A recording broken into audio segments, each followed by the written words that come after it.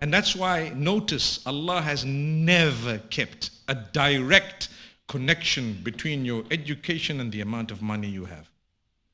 Have you noticed that? The richest are the thickest. Not always.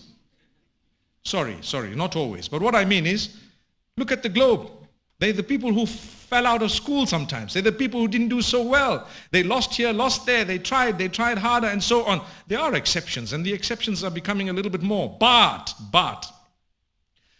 nowadays, it does not mean that you're highly educated so you're actually correct all the time. It doesn't mean that. Sometimes you're highly educated. That's the reason why you're wrong. Because you did not drop yourself to the level of the reality on the ground across the globe.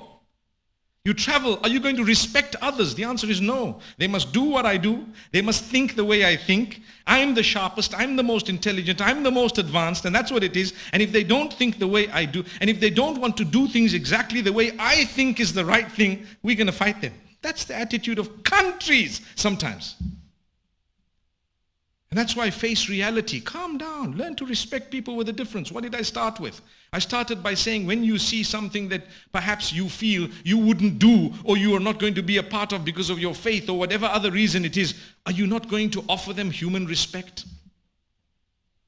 Are you going to spit at them and swear at them? No, not at all. I'm a believer. May Allah subhanahu wa ta'ala bless us all. I see the silence here. And I ask Allah subhanahu wa ta'ala truly to grant you all goodness.